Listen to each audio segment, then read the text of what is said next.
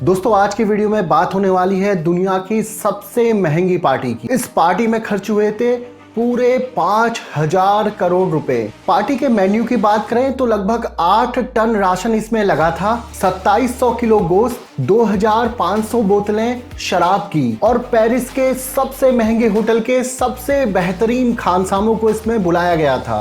Waiter आए थे Switzerland से और सोने के पानी से नक्काशी करी हुई 10,000 प्लेट खाना परोसने के लिए मंगवाई गई थी। दोस्तों ये पार्टी या जश्न मनाया गया था 1971 में और ये सदी की सबसे बड़ी पार्टी थी। देखिए पार्टी लगभग 3 दिनों तक चली और इसमें 65 देशों के राष्ट्राध्यक्ष और उनके नुमाइंदे पहुंचे थे। कुल मिलाकर देखें तो लगभग 600 लोगों ने इसमें पार्टिसिपेट किया था और खर्चा आया था महज $100 मिलियन, जो कि आज के हिसाब से लगभग 5,000 करोड़ रुपए हुए। दोस्तों ये दावत देने वाले थे ईरान के आखिरी शाह मोहम्मद रजा पहलवी और इस एक पार्टी ने ईरान की पूरी तकदीर को बदल कर रख दिया। दोस्तों साल था 1970 का और तब ईरान में मोहम्मद रजा पहलवी का शासन हुआ करता था। देखिए मोहम्मद रजा पहलवी को उनके रुतबे में कोई कमी ना आए इसलिए शाहों का शाह भी कहा जाता था। इनके बारे में कहा जाता था कि ये अमेरिका के बहुत अच्छे मित्र थे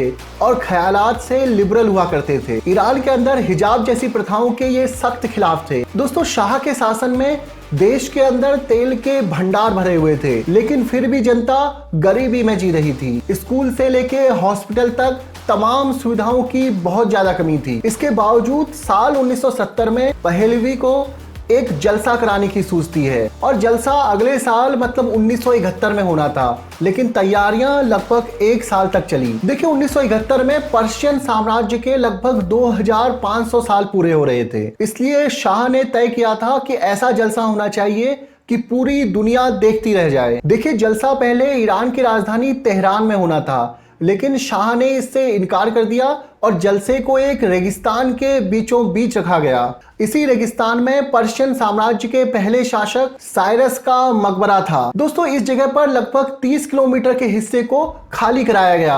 अब यहाँ पर इंसान तो थे नहीं, यहाँ पर थे सांप बिच्छू, तो इनको यहाँ से हटाकर कहीं और शिफ्ट कर दिया गया। इसके बाद इस जगह पर पेड़ लगाए गए, एक रनवे बनाया गया और राजधानी तेहरान से इस जगह तक आने के लिए एक रोड बनाई गई जो कि 600 किलोमीटर लंबी थी। दोस्तों अब बारी थी लोगों के ठहरने के लिए रेगिस्तान के बीचों बीच में शामियाने मतलब घरों के बनाने की। लगभग 50 के आसपास शामियाने लगाए गए। देखिए इन शामियानों को लगाने के लिए इतना रेशम लगा कि अगर जमीन में बिछा दें तो ये लगभग 37 किलोमीटर तक फैल जाए। हर एक शामियाने में 2 बाथरूम, 2 बेडरूम और एक सैलून था। इन शामियानों के बीचों बीच लगा हुआ था एक फव्वारा और आसपास 10,000 पेड़ लगाए गए थे और इन 10,000 पेड़ों के ऊपर 50,000 गौरैया यूरोप से मंगवाई गई थी। देखिए शाह ने पेरिस के सबसे महंगे रेस्टोरेंट के सबसे अच्छे शेफ को खाना पकाने के लिए बुलाया था। 200 वेटर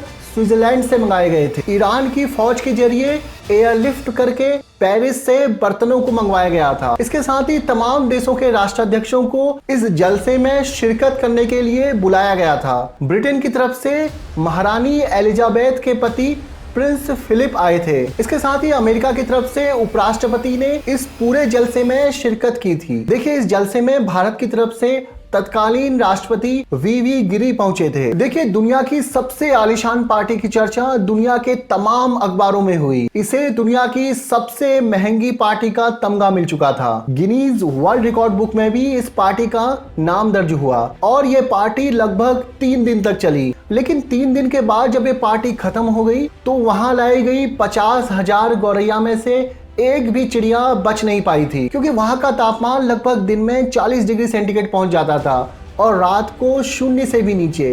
टेम्परेचर में आए इस डिफरेंस के कारण 50,000 गौरैया 3 दिनों के अंदर खत्म हो चुकी थी। देखिए दुनिया की सबसे बेहतरीन पार्टी देने के बाद पहलवी काफी खुश थे।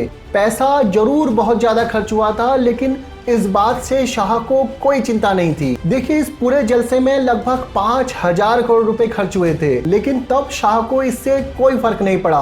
लेकिन आगे चलकर शाह को एहसास हुआ कि उन्हें ये पार्टी बहुत महंगी पड़ चुकी है। देखिए, इस पार्टी की तैयारियों के टाइम से ही अखबारों में खबरें छपने लगी थी कि देश भूखा है और शाह अपने तमाम दोस्तों के साथ मिलकर दावत उड़ा रहे हैं। दोस्तों, अयातुल्ला खुमैनी जो शाह के सबसे बड़े आलोचक थे, उन दिनों ईरान से बाहर रहा करते थे। उन्होंने भी इस पार्टी को लेकर शाह पर हमला करना शुरू कर दिया और धीरे धीरे इस पार्टी की वजह से शाह के खिलाफ जनता में गुस्सा भड़कना शुरू हो गया। देखिए, इस एक पार्टी ने शाह के एक गलत शासक होने की छवि को पूरी तरह से पुष्ट कर दिया था। लोगों में भारी नाराजगी थी। लोग धीरे धीरे प्रदर्शन के लिए जुटने लगे। देखिए, शाह की पुलिस ने लोगों को जेल में डालना शुरू कर दिया, लेकिन विद्रोह थम नहीं रहा था। औरतें बुर्का पहनकर सड़कों पर निकली और आंदोलन शुरू किए और ये बुर्का ईरान की क्रांति का एक महत्वपूर्ण सिंबल बन गया। देखिए, इसके बाद साल 1979 आते आते हालात इतने खराब हो गए कि शाह को देश छोड़कर भागना पड़ा। इसके बाद अयातुल्ला खुमैनी की वापसी होती है और उन्होंने ईरान को इस्लामिक रिपब्लिक में तब्दील कर दिया। देखिए, इसके बाद शाह ताउम्र कभी भी ईरान नहीं लौटे। 1971 में दी गई केवल एक पार्टी की वजह से पहलवी राजशाही खत्म हो चुकी थी। देखिए, ईरान की क्रांति का एक खामियाजा महिलाओं को भी झेलना पड़ा। जो हिजाब या बुर्का शाह के खिलाफ विद्रोह का सिंबल बना था, नए निजाम ने उसी हिजाब को उनका बंधन बना दिया और इसके बाद से ही ईरान में बुर्का पहनना अनिवार्य कर दिया गया। दोस्तों, आज की कहानी थी कैसे एक पार्टी ने एक पूरे पहलवी साम्राज्य को नष्ट कर दिया। ईरान में क्रांति हुई और ईरान एक इस्लामिक रिपब्लिक बन गया। आज की वीडियो आपको कैसी लगी कमेंट बॉक्स में जरूर बताइएगा। ऐसी वीडियोस को लगातार देखने के लिए चैनल को लाइक, शेयर और सब्सक्राइब जरूर कीजिए। मिलता हूं आपसे नेक्स्ट वीडियो में, तब तक अपना ख्याल रखिए। धन्यवाद।